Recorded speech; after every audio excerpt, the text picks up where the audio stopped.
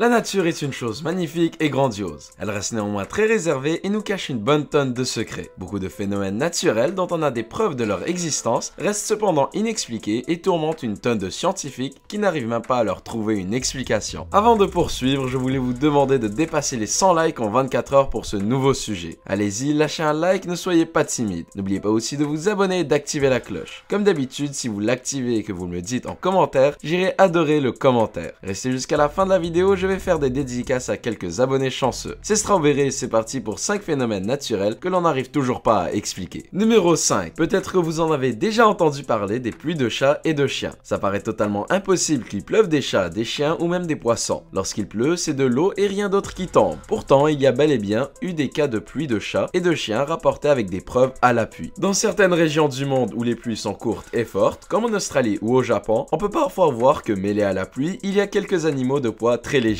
Les scientifiques sont au courant de ce phénomène qu'on croirait tiré d'un film de science-fiction, mais n'arrivent toujours pas à trouver une explication logique et rationnelle qui pourrait expliquer cela. Numéro 4. Elles sont belles, elles sont grosses et on adore quand elles viennent nous faire coucou. Les baleines sont des mammifères marins exceptionnels. Sûrement qu'on apprécie lorsqu'elles montent à la surface et sortent de l'eau en faisant un gros splash. Mais on aime moins lorsqu'elles s'échouent sur la plage. On peut comprendre qu'une baleine puisse s'échouer accidentellement sur la plage en se trempant, mais comment expliquer le fait que des fois des douzaines de baleines viennent s'échouer sur la même plage en même temps? C'est très étrange et même un peu drôle comme phénomène, mais c'est surtout très dangereux pour ces animaux qui peuvent en mourir. Certains avancent la thèse que les baleines recevraient un signal de détresse de la part d'une baleine et qu'elle viendrait pour la sauver, tandis que d'autres stipulent qu'il s'agit peut-être d'une sorte d'étrange rituel. Numéro 3. Notre source de lait quotidienne, la vache, ne semble pas à première vue très étrange, mais derrière ses gros yeux bruns et ce pelage taché se cachent des choses assez étranges. Les scientifiques ont remarqué en observant plusieurs images satellites que les vaches sont toujours face au nord ou face au sud. Sans tenir compte des vents ou du soleil, elles se placent comme un aimant et font direction vers un des deux pôles sans presque jamais se tourner ou regarder vers l'est ou l'ouest.